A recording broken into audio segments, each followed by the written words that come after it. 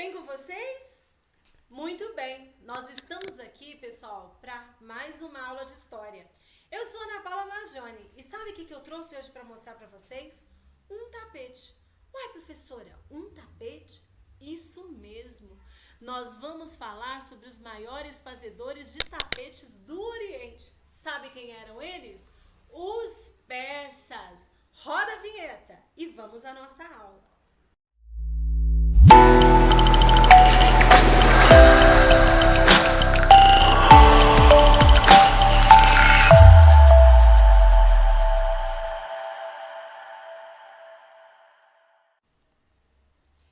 Muito bem, agora há pouco eu falei com vocês sobre os persas e um dos seus grandes feitos. Vocês sabiam que, comercialmente falando, existem muitas dúvidas sobre os persas. Uma das poucas coisas que nós sabemos que de fato se manteve e se mantém até hoje é a cultura do tapete. Sabe, a Pérsia se localizava, galera, no atual território do Irã. E até hoje, se você passear pelas ruas do Irã, você vai encontrar muita gente fazendo tapete, os famosos tapetes persas. Mas a história desse povo é muito interessante. Os persas se fixaram na região do Planalto do Irã. E essa região, provavelmente, eles deram origem a povos, se formaram da junção de povos indo-europeus. Professora, o que são os povos indo-europeus? Você pode me dizer? Ah, posso sim. Escuta aí. Povos indo-europeus era gente, tribos que vinham da região do atual território da Índia e também da região do território da Europa. Geralmente chegavam ao Oriente Médio ali pelo território da Turquia. A união dessas pessoas no Planalto, na planície do Irã, acabou originando um povo, o povo persa.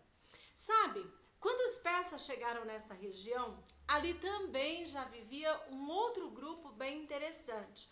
Ali viviam os medos.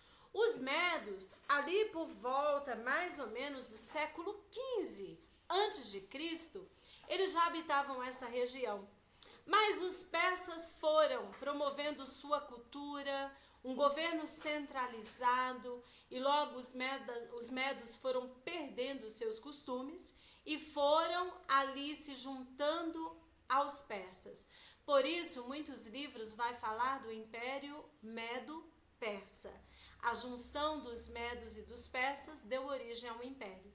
Na realidade, o que eles juntam são sua cultura, a maneira de adorar os seus deuses e até mesmo a forma de governar. Inclusive, falando em governo, diferente da Fenícia, diferente dos hebreus num primeiro momento da sua história, a Pérsia se constituiu em um grande império. A Pérsia, diferente dos outros, possuía um governo centralizado. Isso mesmo, um governo centralizado. Como assim?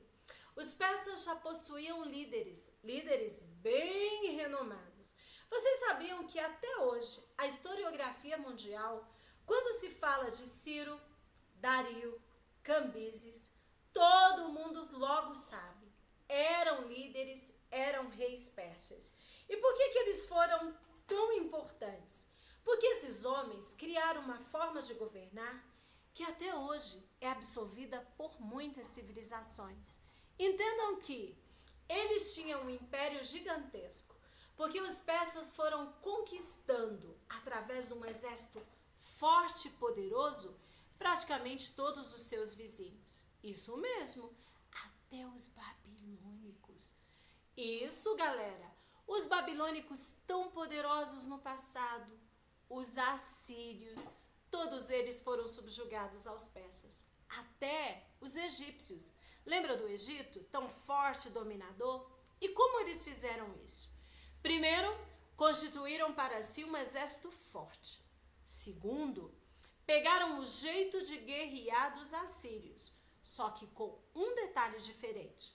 Vocês estão lembrados que por onde os assírios passavam, subjugavam e massacravam os seus conquistados? Pois bem, Os persas tinham um jeito, digamos assim, peculiar de governar, de conquistar. Por onde eles passavam, subjugavam, mas permitia que a liberdade cultural, que a liberdade intelectual do povo subjugado permanecesse, a liberdade de culto. Foi assim que eles conseguiram subjugar os seus vizinhos, digamos assim, sem causar muito espanto. Logo, o que acontece? Lá por volta do século 4, 5 a.C., os medo-persas já dominavam todo o território do atual Oriente Médio. E com um detalhe, eles tinham mais ou menos 42 territórios subjugados. E sabe, pensa aqui comigo, não é fácil você dominar e você subjugar tanta gente. Então, eles tiveram uma brilhante ideia. Lá por volta do governo de Dario, que é conhecido pela historiografia como um dos mais brilhantes, pessoal, mais brilhantes legisladores persas, Dario, ele dividiu todo o império em satrápias. O que é isso? As satrápias nada mais era do que uma divisão regional. Seria como se fosse hoje o Brasil, que é dividido em estados. Ele dividiu o território em satrápias. E sabe o que fez? Para cada satrápia, ele constituiu um governante, que logo era chamado de satrapa. Também, para que a comunicação no território persa fosse efetiva, Dario abriu estradas, obviamente eram vias não pavimentadas, né? Você há de convir comigo, mas olha que curioso, ele criou o primeiro sistema de correio da história. Todas as suas satrápias existia um sistema de comunicação. As pessoas podiam enviar correspondências, podiam enviar produtos que iam chegar às áreas mais longínquas, como era o caso do Egito.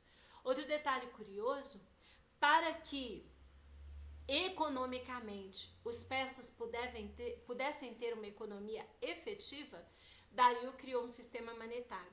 Ele criou uma moeda chamada dárico, ou darico, como alguns dizem. Essa moeda, o dárico, ela percorria por todo o território persa. E olha que interessante, acabava sendo aceita também até em outras áreas longínquas, aonde eles comercializavam o artesanato. Se você pegar o seu livro, a sua apostila, e eu acredito que você está lendo a sua apostila, você vai observar que nesse módulo aqui que nós tratamos da Pérsia, o módulo 4, isso mesmo, ainda estamos no módulo 4, o mesmo módulo que trata dos hebreus, dos fenícios, é o módulo que trata dos persas. Os autores da apostila, eles cuidaram de colocar todos esses detalhes que eu estou falando a vocês. Ah, e falta um. Achou que eu tinha esquecido? Não. A religião. Professora, como é que era a religião dos persas? Há uma diferença significativa. Diferente dos hebreus, que eram monoteístas, e diferente dos fenícios, que eram politeístas, os persas, eles inauguram um tipo de religião diferente. Eles eram dualistas. Professora, o que é isso? Eles acreditavam no bem e no mal.